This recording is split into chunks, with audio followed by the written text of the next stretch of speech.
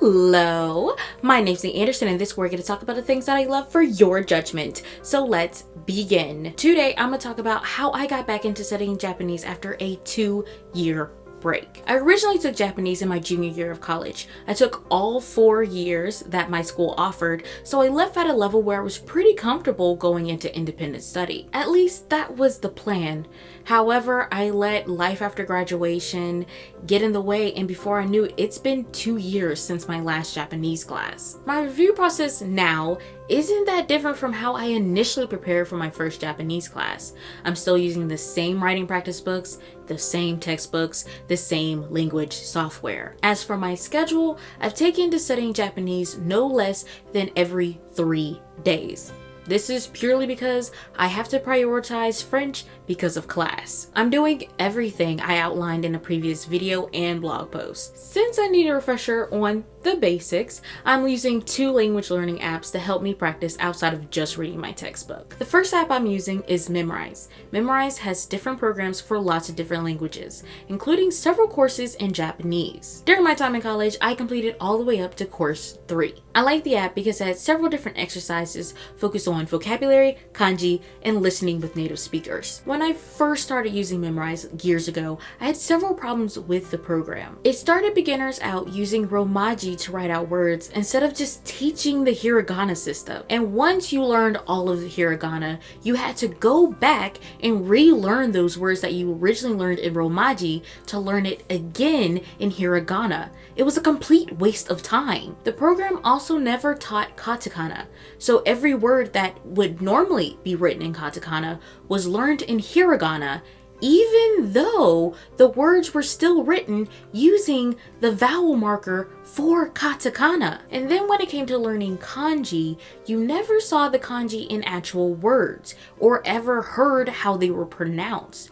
You were only shown the character and given the English translation for that individual character. But in the years I've been away, Memrise has created a total of 8 completely new Japanese courses. The new Japanese 0 course does a pretty good job of teaching hiragana and katakana. All the characters are introduced with someone actually writing the characters so you can see the stroke order, even though you can't practice writing within the app. Grammar and pronunciation exercises have been added to the app, which is good because users can now learn about the different types of verbs and adjectives and how to conjugate them, and users can also record themselves speaking to compare themselves to the app. Memrise also no longer teaches kanji as separate characters.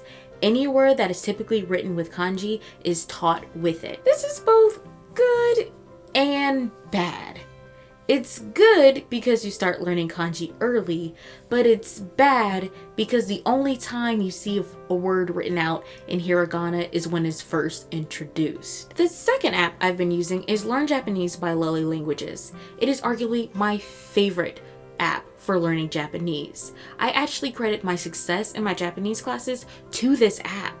Now, before I continue, I do want to state that apps made by Lily Languages are paid apps, even though they can be downloaded for free.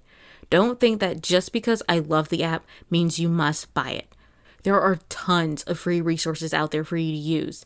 I just happen to like this paid one. Check the video description for a list of other resources to get you started. Learn Japanese is a very simple app. I originally liked it because it did a really good job of teaching hiragana and katakana. Updates during my hiatus have added writing lessons, so now you can learn and practice the stroke order as you learn the kana. The app will even correct you if you write in the wrong order or even if your character is off balance. The part I love the most about this app is the grammar lessons. It is simple in that you are shown a grammar rule and then you're asked to construct sentences using that rule. Your only clues are the blanks left on the screen so you can see how many words are in the sentence and how long the next word should be. The sentences you construct feel like real sentences and not just phrases strung together from a bank of random words. The Learn Japanese app that I use is completely text-based, so if you're not someone who learns well from reading, this might not be the app for you. Lily Languages does have a newer Learn Japanese app that does include pictures. As I was preparing for this video, I did test out all of the free lessons that it gives you when you download it, but I didn't really like it because it gave you the words in Romaji even though I had the setting set for knowing kana. Pretty much all of my heavy review so far has been done through these two apps. This is because they are interactive in a way that my textbook just isn't. I've primarily used my workbooks and my textbook for writing practice and vocabulary building. This is because language programs are good when you're first starting out, but they have a habit of teaching you words and phrases that just aren't really used in everyday conversation. As my setting has gotten a bit more advanced, I am really starting to feel the strain of not having that person-to-person interaction I'm so used to from classes. Thankfully, I do have another app that I feel will help with this problem. The app is called Hello Talk and is basically a social media platform for language learning that focuses on connecting you with native speakers.